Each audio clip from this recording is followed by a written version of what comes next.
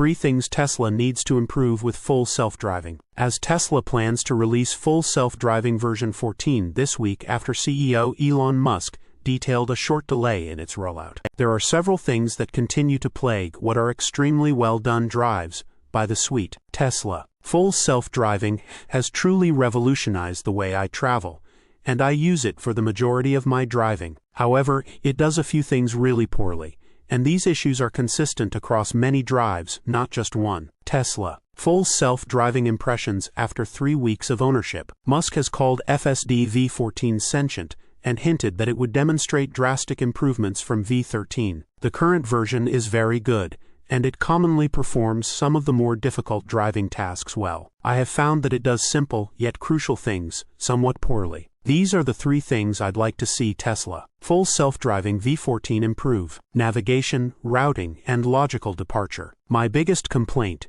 is how poorly the navigation system chooses its route of departure. I've noticed this specifically from where I supercharge. The car routinely takes the most illogical route to leave the supercharger, a path that would require an illegal U-turn to get on the correct route. I managed to capture this yesterday when leaving the supercharger to go on a lengthy ride using full self-driving. You'll see, I overrode the attempt to turn right out of the lot by pushing the turn signal to turn left instead. If you go right, you'll go around the entire convenience store and end up approaching a traffic light with a no U-turn sign. The car has tried to initiate a U-turn at this light before. If you're attempting to get on the highway, you simply have to leave the convenience store on a different route, the one I made the vehicle go in. It then attempted to enter the right lane when the car needed to remain in the left lane to turn left and access the highway. I manually took over and then reactivated full self-driving when it was in the correct lane. To achieve unsupervised full self-driving,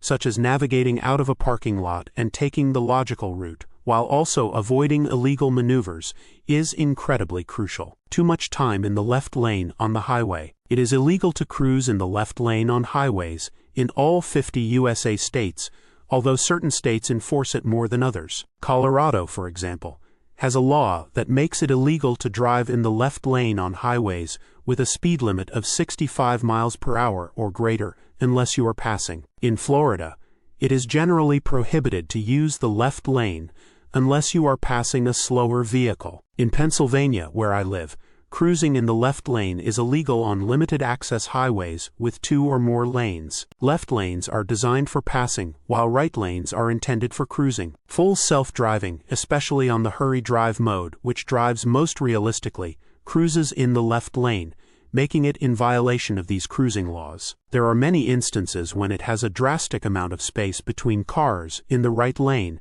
and it simply chooses to stay in the left lane. The clip above is nearly 12 minutes in length without being sped up. In real time, it had plenty of opportunities to get over and cruise in the left lane. It did not do this until the end of the video. Tesla should implement a preferred highway cruising lane option for 2- and 3-lane highways, allowing drivers to choose the lane that FSD cruises in. It also tends to pass vehicles in the slow lane at a speed that is only a mile an hour or 2 higher than that other car. This holds up traffic in the left lane. If it is going to overtake a vehicle in the right lane, it needs to do it faster and with more assertiveness. It should not take more than 5 to 10 seconds to pass a car. Anything longer is disrupting the flow of highway traffic. Parking full self-driving does a great job of getting you to your destination, but parking automatically once you're there has been a pain point. As I was arriving at my destination, it pulled in directly on top of the line,